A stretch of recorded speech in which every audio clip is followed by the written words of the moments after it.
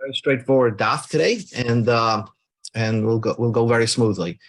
Just going to today's daf is daf Chof. So we're going to begin daf Yutes Amud Beis by about like 8 lines from the bottom by the Tanu Rabbanan.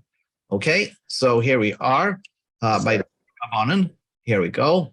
I'll just point out to you one thing that's written in the Torah that's it's called a novel idea of the Torah, which is, and it'll come up in today's daf, is that there's something called Edom Hazama. That means two people who are witnesses, and they say something that's, let's say somebody was Mechal Shabbos, or somebody owes money to somebody else, these two witnesses.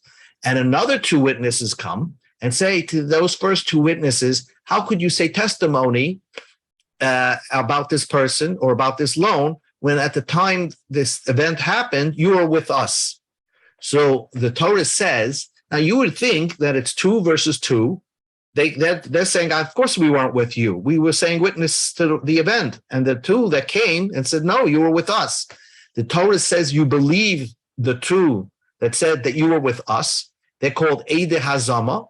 And therefore, not only that, you punish the two witnesses for what they wanted to do.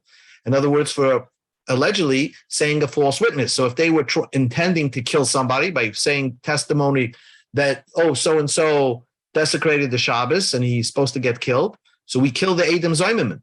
And also, let's say they were trying to say so-and-so owes money to somebody. We make them, the Edom, these false Edom, allegedly false Edom, pay up the money. So that is the din called Edom Hazama, which is a big novel chiddush of the Torah. Because why should you believe the second pair of Edom that who's saying that question the validity of the first pair of Edom? But that's called Edom Hazama. So let's read the Gemara inside, and then we can understand everything. Tanu Rabban, the rabbis taught. Shnayim chasumin al shtar. Let's say two people are signed on a loan. Okay, there's two Edom signed on a loan. Umesu, and the two witnesses died, right? They're not here anymore. So the shtar should be valid. It should be considered a wonderful document. And if it says and expresses a loan happened in this document, it's valid. But what happens is, uvo shnaim in a shuk. Now, we learned yesterday that in order to make a document ratified, you needed to be made valid by some way. So how was it made valid? So this document was ratified by Uvo Shnaim and Ashuk. Two people from the street came. And they said, Yudanu Shiksav Yadamhu. We know that the people who signed on the shtar are true, real people. They're not, made up names. They're actually people who existed. But so they ratified the shtar. But they're saying, Adol Anusim Hoyo. We know for a fact they were forced to sign this agreement. Ketanim Hoyo, or they were under bar mitzvah. Psula Eidus Hoyo, or they were invalid. They were qualified to be witnesses at that time. Perhaps they were relatives to the people written in the shtar. So they ratified the shtar by saying these were written by known people, but they're saying something about those Edom that they were not kosher to be Edom at that time when the document was written. So the Mishnah, the Brisa says, Harei Elinumanim, we trust the second pair of Edom and we trust them. But so because what's the idea? The mouth, they're the ones that are ratifying the document. So we allow them to qualify that ratification by saying that, wait a second, it's true that they were people, but they were not kosher to be Edom. But if there are other Edom that say that this was real people, so other people ratified the document, or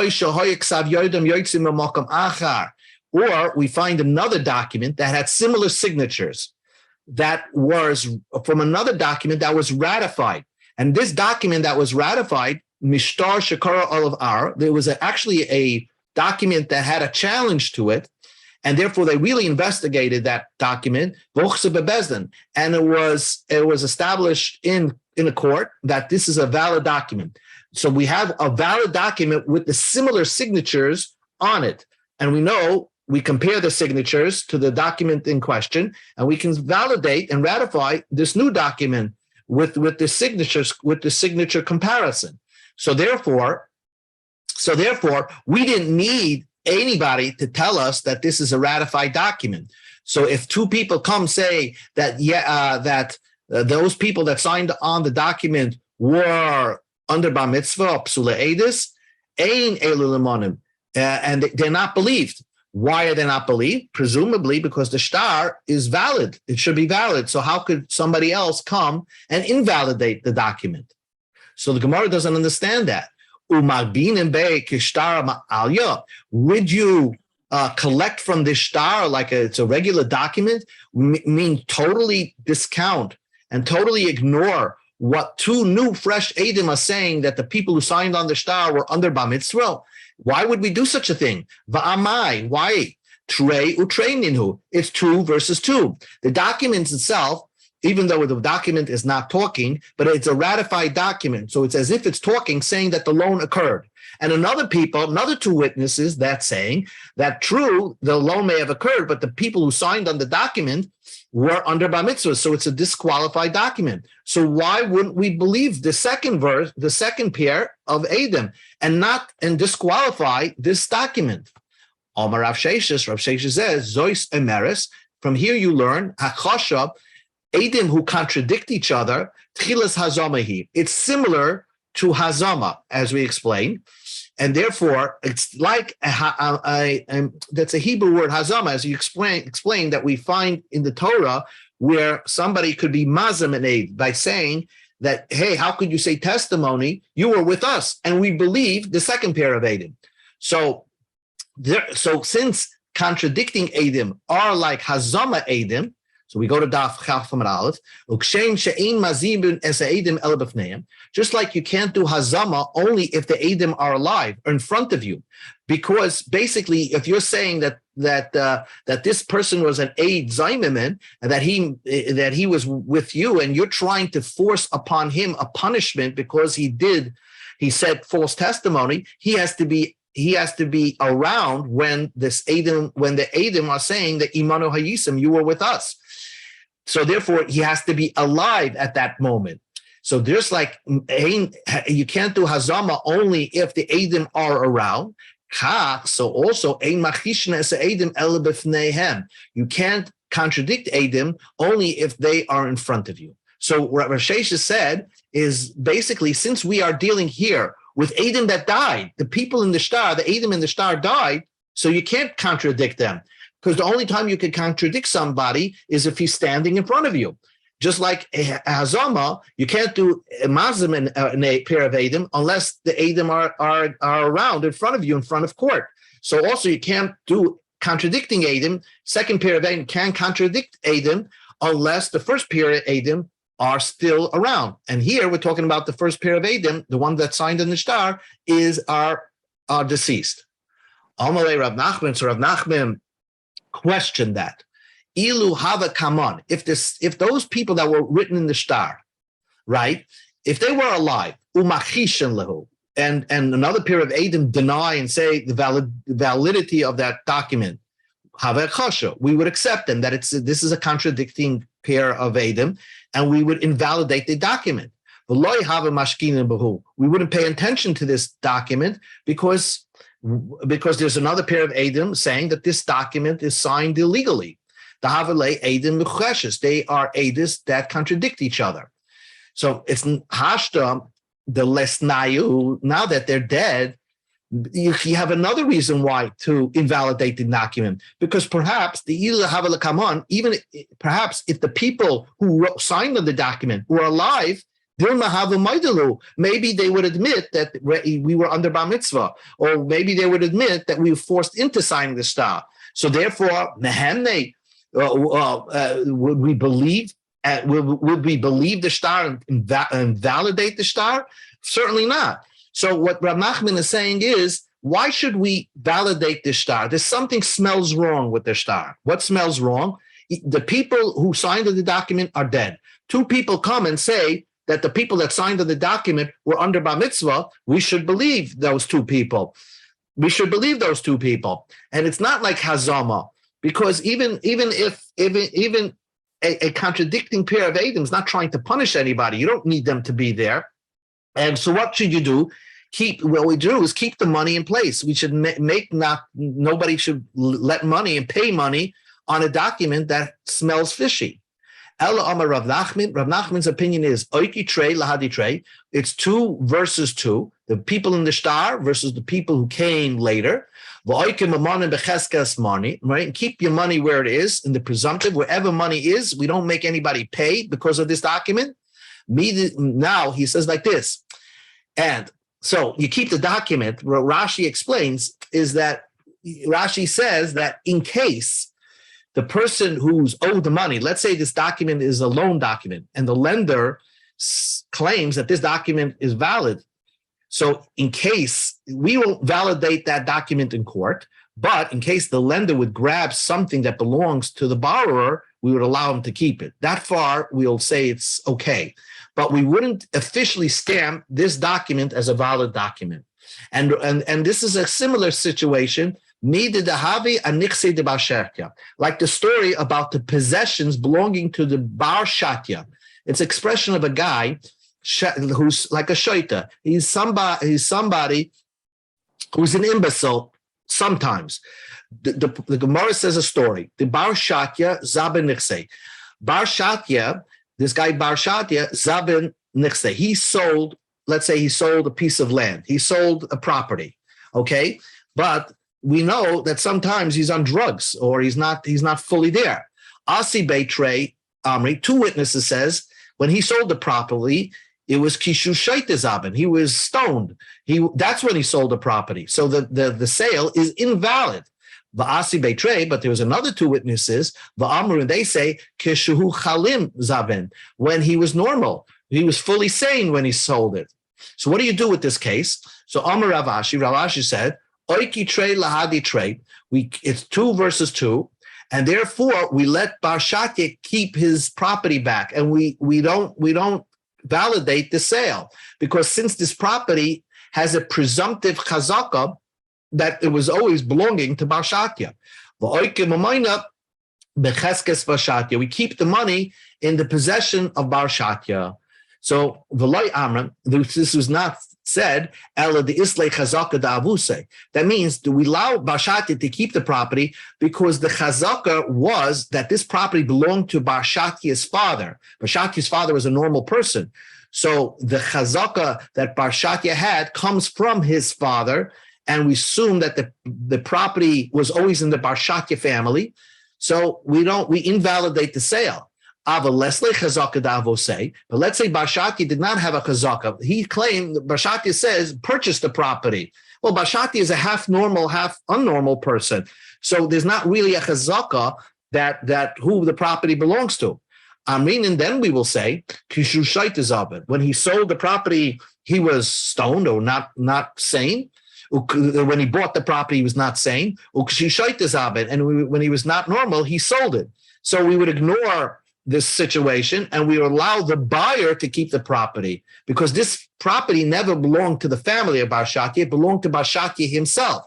And therefore, the chazaka was never really established in Bar Shatya's name. And we have a valid document that says Bar Shatya sold it. We won't invalidate the document once the transfer of deed happened. Ama Rababo. Rababo said, Ein mazimin es Edom. You don't be mazim the Edom. Mazim means saying that the Edom were with you when they're claiming they saw the event. You don't do that and punish the Edom, ela b'fneim, only if they are around. Because basically, when you mazim an Edom, you're basically punishing the witnesses, because we believe you by saying that they were with you when the event happened, and therefore they were going to cause a loss to somebody. The Torah says we punish them. Either if they were trying to bring malchus or they were trying to bring death to somebody, we put them to death. Or if they were trying to force somebody to pay money, we make them pay money. But the only way you can punish somebody is if he himself shows up to court. Umachishas Edom, but you can contradict Edom and invalidate witnesses, shaloi b'fneim, even if those witnesses are not in court, are not present, you can still invalidate and contradict Edom. If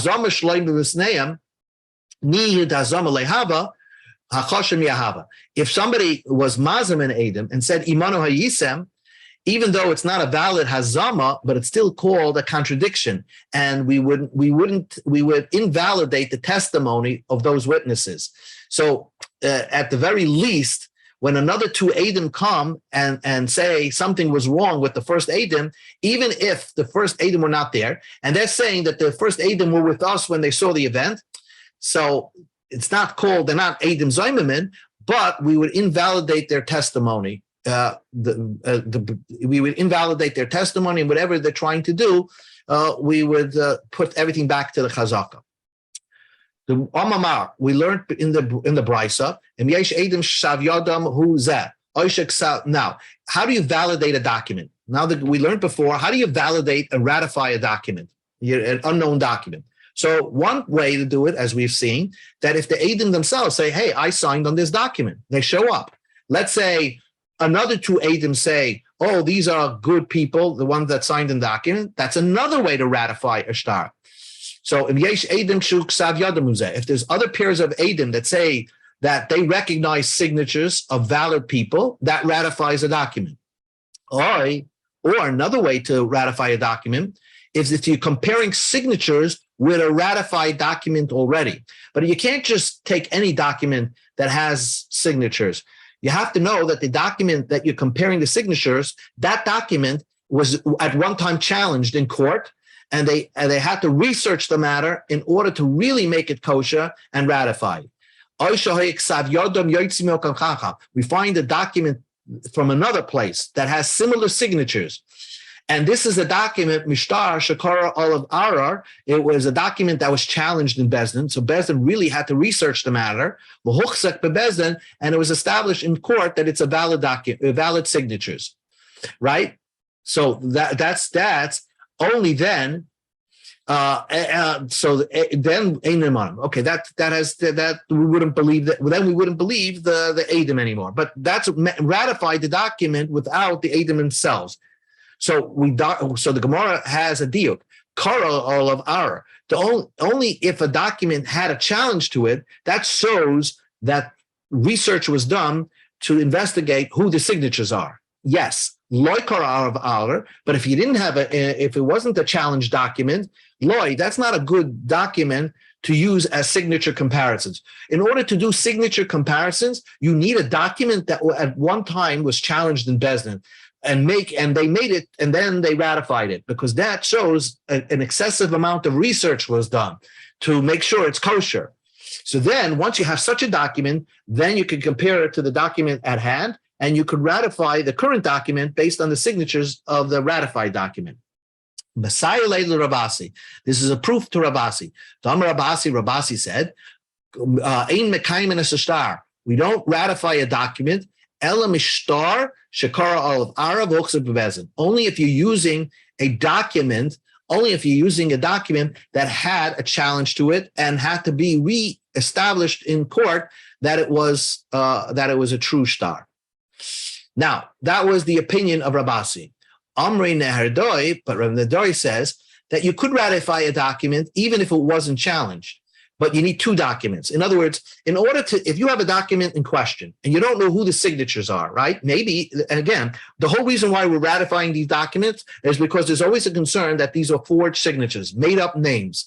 So we really need to validate these documents. So Nehardoi says, then you have to bring two items, like you need two proofs of ID. So you need two other shtaris that existed with the same signatures, that were valid documents that actually indicated a sale and there was no problem with the sale, or ksuba. So you need two of them that have those signatures. Then you can ratify the third document. That's what he says. Ein mekayim es shtar. You can't ratify a document. El mishtei ksubas. You have two documents of ksuba, or mishtei sodes, or two documents that talk about two different properties that were sold, two fields that were sold, and the sale went through, and these documents are 3 years old, and the purchaser already established possession of the field for 3 years, and there was no challenge to it. Then you know the two documents that you have are kosher documents. So then you can compare signatures from these two documents that have similar signatures to your third document that you don't know if it's ratified. You can ratify based on the similarity of the signatures between the two documents, and you can ratify the third document. Amar Rab Shimi Bar Ashi, the two documents that you're using as signature comparison is v'yotzi mitachas yad acher, if it's coming from somebody else. Avo miyad atzmai, if the litigant himself has two documents with the same signatures, and he's trying to say, you see, I have two documents in my possession with the same Eidim, so ratify me the third document. Lloyd, we don't trust the guy, because only if he brought it from somewhere else, because we assume that he had it in his possession. So he learned how to practice, forging signatures, because these two documents were in his possession. So the Gemara says, when he procures the two documents that are as proof, the lawyer, we don't believe him, because maybe he was the one that forged the third document.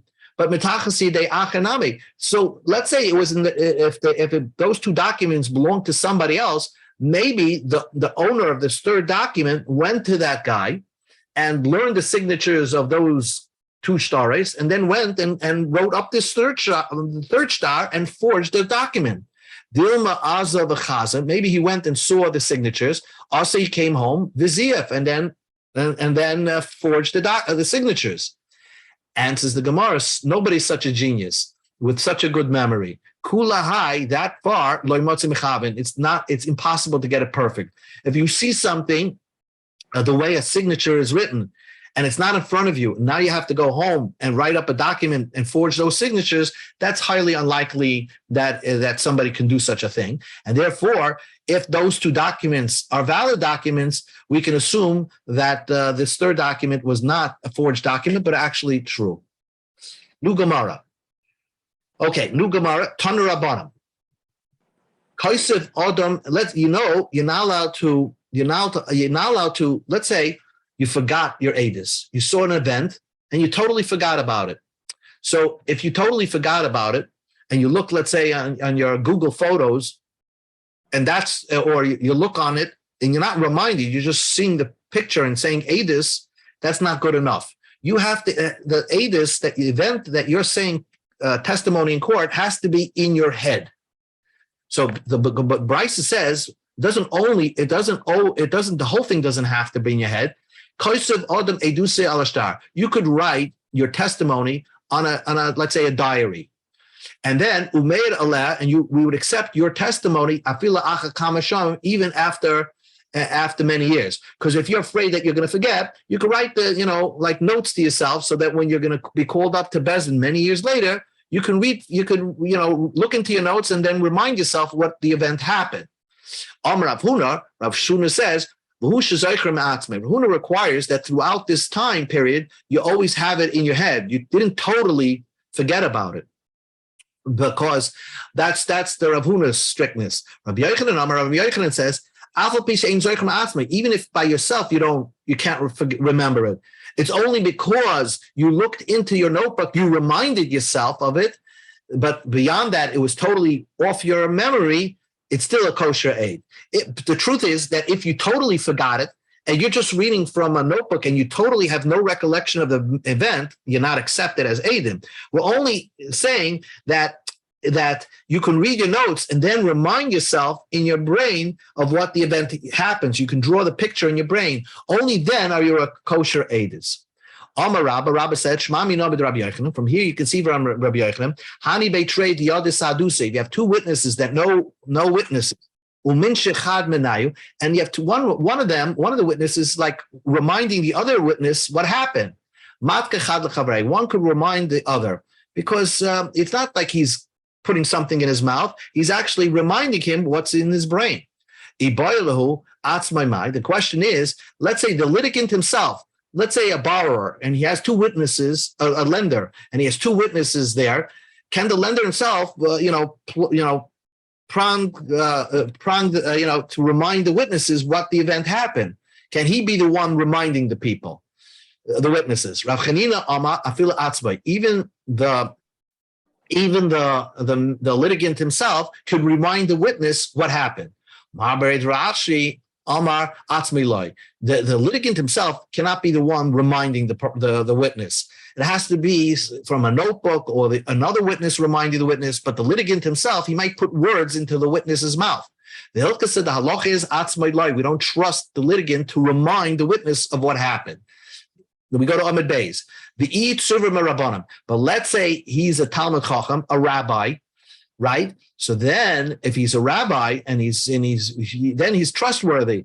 Afilu atzmai, even the litigant himself can remind the witness of what happened, because we're not going to assume that the rabbi is going to put words, is going to allow the litigant to put words in his mouth. He's going to remind him everything about the story himself and only say the truth.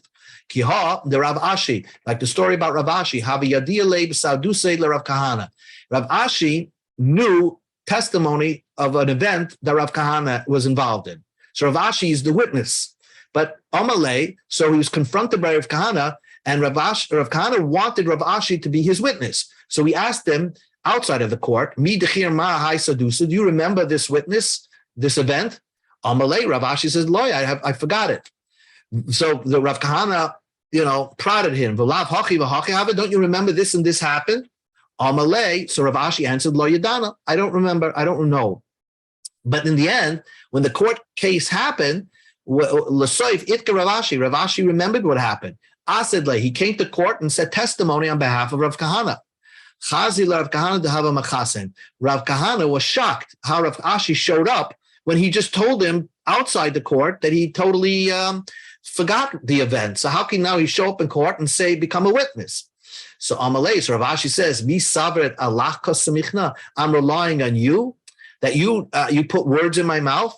Anahu the Ramanya Anafshe, I started thinking about it, and I remember I started, deep searching my mind, and I remembered it himself. So a Survey Rabbanam will never allow himself to be duped into making up his own testimony. He can be prodded by the litigant himself of the event and still be a kosher aid. A new Gemara, just one last point. Shnan Hasam, we learned a new Mishnah in Ahalas. Now, as this Mishnah is in Ahalas and Taharas, right? It's often the Gemara, when it brings up a Mishnah in Taharas, because there was no Gemara, just discusses that Mishnah. So on your screen, I'm just going to have a picture. What we're dealing here is a city, right? And there's a mound of dirt over here, a mound of dirt just outside the city. You could assume it's construction, mound of dirt.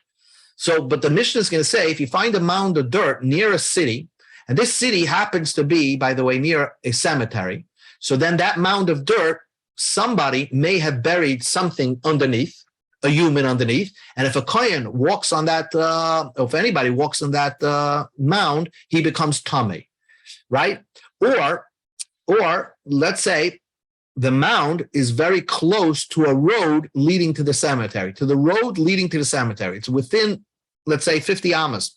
Then we assume that somebody buried, perhaps may have buried somebody and didn't make it into the cemetery. So that's what the Mishnah is saying. And you'll see how it relates to the conversation we had tonight. Tanan Hasam, we learned. Hatalilias. And talilias are mounds of dirt. You could think it's construction material, but it's a mound of dirt. Hakroivis, which is very close near the city, Bein Le'ir, near the city, Bein Lederach, or a road. So the Gemara, the Gemara is going to explain what that means. But I told you it means a road that leads to a cemetery. Echad Chadashis, whether it's a brand new pile of dirt, the Echad Yeshanis, whether it's an old pile of dirt, nobody remembers anything. Tameos, we assume that underneath the pile is a dead body, and therefore you assume that it's tamei, and don't let a kohen walk on that mound. Harachoikis, but if it's far away from the city, chadashois, if it's a brand new mound that people remember when there was no mound over there, now there is a mound, so it's recent. Taharis, then it's tahar, because it's a brand new mound. Nobody remembers anybody burying a dead body underneath that mound. Yeshanos, but if it's old, tameos, then it's tamei. So it's Tame. We're going to explain why an old mound is Tame. Ezehi Karaiva, what is called that it's close to the city. Chamishim Amma, if it's within 50 Amas of the city, then that's called a close mound to the city. And therefore, whether it's new mound or whether it's old mound, we always assume it's Tame. The Ezehi Yishana, what's called an old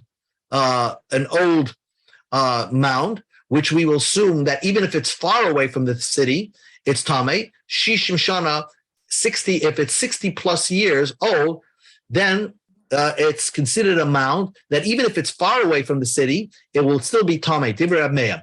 Why would Rameya say it's Tame? So I'm just going to point out, if this is, like, say, far away from the city, this mound over here is very far from the city, because it's so old, perhaps the city extended all the way to where the mound is. Let's say the mound is over here, more than 50 amas away from the city. Maybe the houses came up to here, and this at one time was kroiva, was close. So if it's a 60 plus year, people don't remember what occurred 60 plus years ago. And therefore, maybe the city was a lot bigger back then, and this was close enough to the city. So therefore, we assume that this mound is Tameh, even though it's far away from the city. So that's what Rameir's opinion is. Rabbi Yehuda says, Kroiva, if it's close to the city, means She'en Kroiva Menet. It means not that it's 50 amas. It means that it's the closest mound to the city. Only that one is Tameh.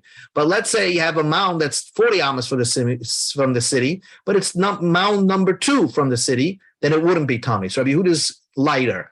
Yeshena, if it's an old mound, that means She'en Odom Zoichra. Nobody remembers when it was put there. So let's explain this Mishnah. My ear, my derech. What does it mean? Any city and any path, any road. It means the road to Tel Aviv, from Yerushalayim to Tel Aviv, or any city. Any city in Israel. If there's a mound next to the city or in the city, we say it's Tameh. Derech mamish. Any highway in Israel is Tameh. If you see a mound on the side of the road, if you don't know for sure that they buried somebody underneath, why would you say a simple road or a simple city or a simple mound in Israel is Tameh, that they buried people there? Rish Lakish says, we always look for an excuse to say that Eretz Yisrael is tar. Then not that people are burying dead bodies wherever they want. Amar Reb Zera explained the Mishnah. Ir means city, hasmuch lebeis hakvaros. It's a city very close to a cemetery. Okay, so it's a special kind of city, right near a cemetery. The derech and the highway or the road is derech beis hakvaros. It's the only road leading into the cemetery. And the Gemara explains, why would people bury there? So Gemara says, Bishlam derech beis hakvaros. Why would people bury so close to the cemetery? I mean, you just walk into the cemetery. Why would they bury on the road leading to the cemetery? Well, you guessed it. Because the Zimnim, sometimes the Misrami Beis Hashmashis, Bein Hashmashis, it's Friday afternoon, and it comes out they didn't calculate correctly, and it's Shabbos, and they're supposed to make it into the cemetery. The cemetery maybe is locked or whatever. Umakre Kavri Betel, and it just so happened they buried it on the side of the road because they couldn't make it into the cemetery. Ella, so the Gemara, so that's case that explains how a mound next to a cemetery could become Tameh. Ella ir hasmuch lebeis hakvaros, but if you have a city right next to a cemetery, why shouldn't kuli lebeis hakvaros asli? If somebody dies in the city, they'll walk to the beis hakvaros. Why would they bury it on a mound just outside the city? They would walk to the beis hakvaros. Rab Chanina says, sometimes a woman had a miscarriage and she doesn't want to tell anybody that she was pregnant, or maybe she was illegally pregnant. So she'll walk out of the city and just drop the baby underneath that mound. Or somebody who's very sick, who has limbs falling off them, let's say his arm fell off or something like that, and he has to bury it. Somebody very sick. So ad chamishim ama, if it's 50 amas close to the city, azla ihi lechida, she's going to walk by herself, or the muchishkin will walk by herself. She's not afraid to sneak out of the city, go about like 200 feet, and just put the baby into that mound and not walk all the way to the cemetery. But if the mound is far away from the city, more than 50 amas, davra inish bahada, she would always have somebody with her, and therefore once she has somebody walking with her, then then she's going to make her way and bury the baby in the cemetery. She wouldn't bury it on the side of the road. Hilkach, therefore, Tuma Be'eretz Yisrael loy machzikim. We don't keep Tuma in Israel at all, because it's only by special cases we assume the mound had a baby, had a dead person, something was buried underneath the mound. It's only by a special city near a cemetery, or it's the only road leading into a cemetery, not any road. Amar Rav Chizda, so Rav Chizda just commented on this, and this is the last thing we're doing. Rav Chizda commented, Rav Meir said that if it's an old mound, if it's more than 60 years old, then we're going to always assume, even if it's far away from the city, that something is underneath that mound, and therefore we keep it tameh, because Hai Sadusa, a testimony at shin until 60 years mitka. Somebody 60 years up until 60, people remember what happened 60 years ago, because they always remember, what occurred 60 years ago, and was the city larger or not. But if it's more than 60 years, nobody has such a good memory. Nobody could remember if the city was large or not. So therefore, we're going to assume that maybe the city was larger and this mound was very close to the city, so we're going to keep Tumah over here. So that was Rav Chizda's deduction for a mayor. So it's a very interesting deduction that people, if it's 60 years beyond, their memory starts failing. Like you had the old war survivors who didn't, if it was beyond 60 years, if they're saying testimony what happened when they're 80 years old and they're trying to say testimony of what happened when they were 20, they don't remember so well, according to Reb Meir. So the Gemara challenges that and says, V'loihi, that's not so. Hasam hu deloy ram yaleh. Over there by the city, they didn't take responsibility to remember it. It's something that they remember in their childhood. So therefore, they didn't make a mental note to remember it. But in our case, we can say that a person's memory will remember things, since he made a mental note on it to remember something, even many years later, you can remember it. So if you wrote down a testimony of an event that you saw, and you made a mental note that you want to remember something, then even after 60 years, even Rameh would agree that a person would remember such a thing. So this is the daf that has to do with memory. Can I ask a question?